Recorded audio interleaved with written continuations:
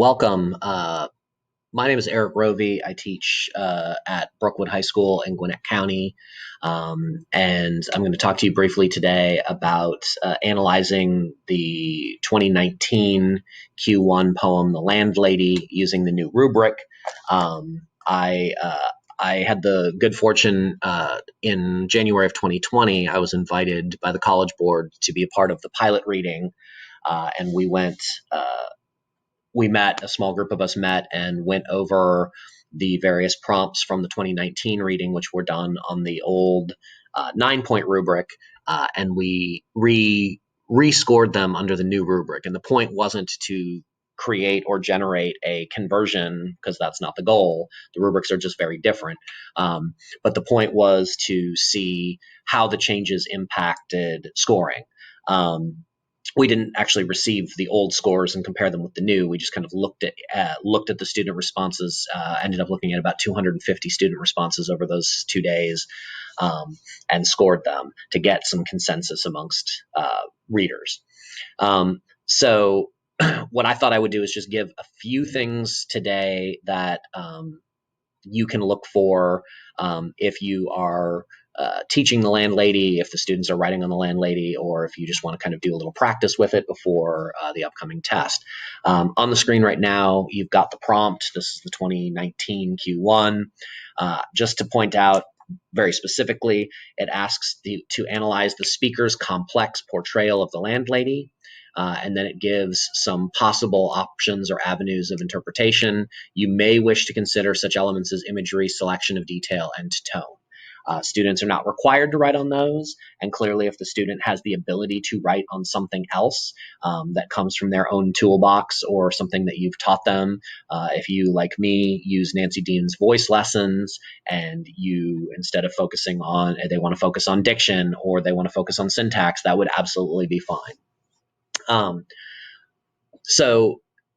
The rubric, as you know, has 3 parts. There is the thesis component. The thesis is, to put it very simply, very low-hanging fruit. If you do something other than repeat the prompt, you're probably going to get the thesis point as long as it's defensible. Repeating the prompt might be something like, PK Page uses imagery and tone to create a complex portrayal of the Landlady in this poem. That's repeating the prompt. That isn't actually a thesis yet.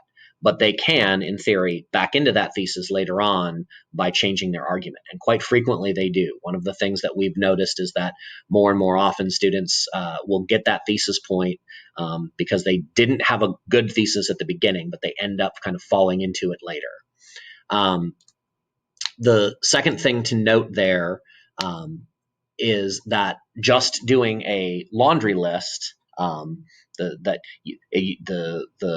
poem uses imagery detail and tone, isn't necessarily going to be a good thesis. Those things are offered as suggestions, but the student may not be able to analyze or evaluate them well. The other thing to note is that the thesis needs to be defensible. So make sure that the students aren't picking left field claims and trying to defend them for the sake of being funny or argumentative or whatever. We all know those students, and sometimes they can be very clever. But for example, there was a student sample that we read that claimed that the Landlady was a cat.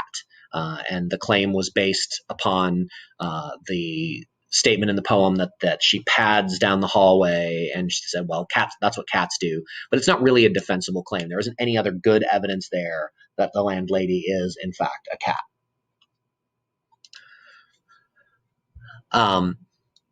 Once the student has developed a thesis, then what they need to do is they need to use evidence and commentary to defend that thesis and make that into an argument. If they simply bring in a couple of examples of diction or detail or syntax or imagery, and they do it in a laundry list fashion, they may get 1 point in that column. And if they do it well, they might even get 2. But to be able to get to a 3, they have to develop a line of reasoning. There are other videos that are going to be posted that will talk a little bit more about line of reasoning, so I don't want to step on anyone's toes there. But essentially, one of the things that I noticed in grading these is that essays that hung out in the 1-0 range had a tendency to have a thesis and then would make lists. Here are some examples of imagery, boom, boom, boom. And they might even talk about them a little bit, but they wouldn't really rip them open and kind of explain how that imagery connects to a broader thesis. If your thesis is that the landlady is a creepy stalker, then textual evidence needs to support that. If your thesis is that the landlady's behavior is as it is because she's lonely, then your text evidence needs to support that. But those things need to be tied together. You can't just say the landlady is lonely. Here's an example of imagery. The landlady is also lonely. Here's an example of tone. They have to be threaded together more completely to be able to move from that 1-2 in the evidence commentary to more like a 3 or even a 4. And then last but not least, the sophistication point. And I've got a video. Sorry, I said video. I've got a handout on the sophistication point that I'm happy to share with you. If you look at the top of the screen there, there's my GCPS email address. Feel free to send me an email and I'll share this handout with you. But essentially, the sophistication point, there are 4 different avenues that one can go down to get them. There is the writing avenue, having an incredibly mature and sophisticated style of writing. And as much as we want to laud our students' styles of writing, at least in the pilot reading, we didn't find very many that were so mind-blowingly good that they would get that point. I think I had 1 out of 200 something odd essays. Now, that doesn't mean that students weren't writing well, but that point has to come from someone whose writing is so good and so sort of mind-blowing that you're almost like, I can't believe a high school student wrote this as a draft. The other one that was kind of a non-starter, at least for this prompt that year, was the avenue that says multiple interpretations. Students generally don't discuss alternate interpretations, at least not on the AP Lit test. A lot of times they will do it with counter arguments in the Lang test. If they just kind of mention, you could interpret the landlady to be X, that doesn't get the sophistication point. You really have to sort of almost have a counterpoint essay, and that's hard to do in the time. So there weren't a lot of examples of it. Where the students could do well, however, the first one was by situating the poem in context, and in that particular case, there weren't very many of them, but when they were done well, they were done really well. To situate this poem into a context, they have to do this pervasively throughout the essay. It can't just be a random mention. Instead, they really kind of need to talk about how themes of Big Brother-esque themes are present throughout the poem, and how these tenants willingly give up their freedom and their privacy to this landlady by renting in their house. And some students would mention things like, in today's modern age, people oftentimes think that things are more private than they really are, but then they don't say anything more about it. That's not going to get the sophistication point.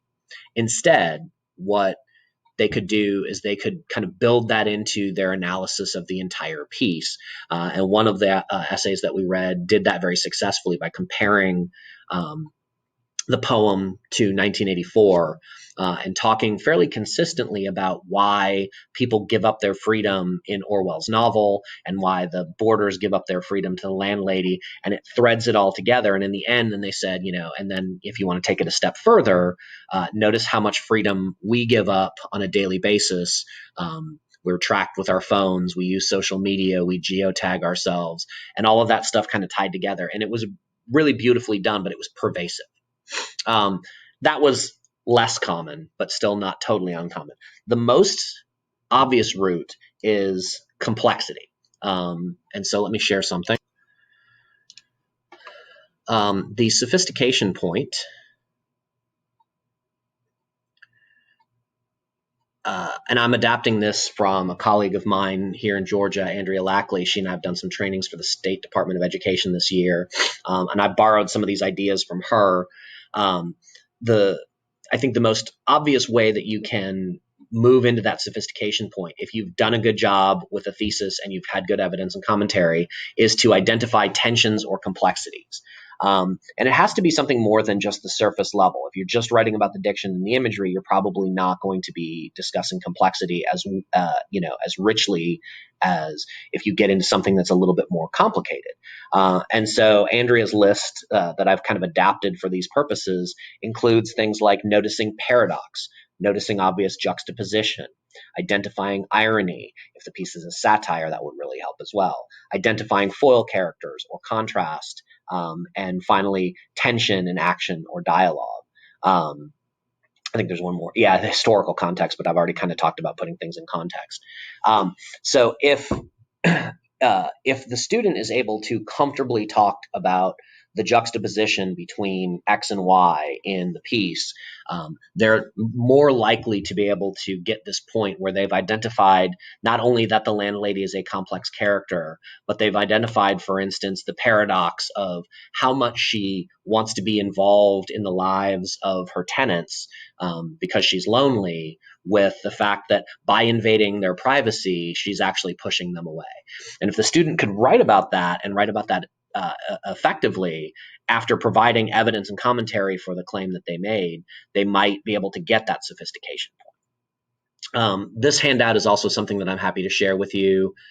Email is right up here at the top of the screen, eric.rovie@gcpsk12.org. Same thing with the other one that I put together after we did the pilot reading. I hope this helps. I hope that your students enjoy The Landlady, and just remind them that the landlady is not a cat. And despite the fact that it says that the landlady is there to probe them, the landlady is also not an alien. The landlady is just a lonely old woman who needs someone in her life, and the way she does that is by poking through her tenants' things. All right, good luck.